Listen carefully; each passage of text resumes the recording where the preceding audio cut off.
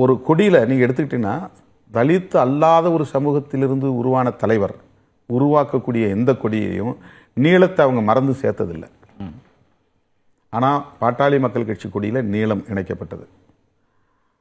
நூற்றாண்டு வந்த சமயத்தில் ஒரு கட்சி தொடங்கினதுனால அம்பேத்கருக்கு 100 இடங்களில் நான் சிலைகள் நிறுவுவேன் அப்படின்னு சொல்லி முடிஞ்ச வரையிலும் சிலைகளை நிறுவினார். இன்றைக்கி பல இடங்களில் வட மாவட்டங்களில் நாம் மாலை போடக்கூடிய சிலைகள் மருத்துவர் ராமதாஸ் அவர்களால் அல்லது பாட்டாளி மக்கள் கட்சியால் நிறுவப்பட்டவை. இதெல்லாம் எந்த தலித் அல்லாத தலைவரும் செய்ய துணியாத ஒன்று. அதே மாதிரி பாட்டாளி மக்கள் கட்சியினுடைய அரசமைப்பு சட்டத்தில் பொதுச் செயலாளருங்கிற ஒரு பொறுப்பு எப்போவுமே தலித்துகளுக்கானது அப்படிங்கிறத உறுதிப்படுத்தினவர். இதுவெல்லாம் இடதுசாரி அரசியலின் ஒரு எழுச்சி. அது அவர்கிட்ட இருந்த வெளிப்பட்டது. அப்படிப்பட்ட ஒரு அடையாளத்தோடு எழுச்சி பெற்ற பாமக இன்றைக்கு வலதுசாரிகள் போய் பஞ்சாயத்து செய்யக்கூடிய நிலைக்கு ஆளாகி இருக்கிறது அப்படிங்கிறத நம்ம சுட்டி காட்டாமல் இருக்க முடியாது.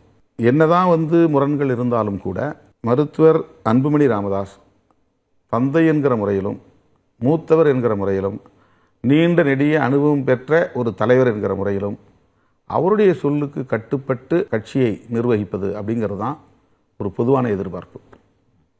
என்ன முரண் இருந்தாலும் கூட அவருக்குரிய மரியாதையை பொதுவெளியில் அவர் செலுத்தி இருக்க வேண்டும்.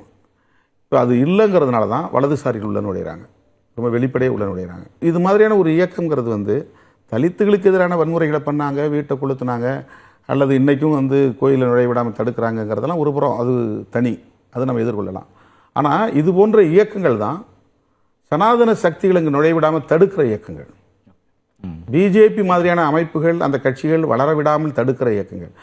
அதிமுகவும் திமுகவும் பாமகவும் இது மாதிரியான கட்சிகள் இங்கே இருக்கிறதுனால தான் மோடி அமித்ஷாவுடைய திட்டங்கள் இங்கே எடுபடலை.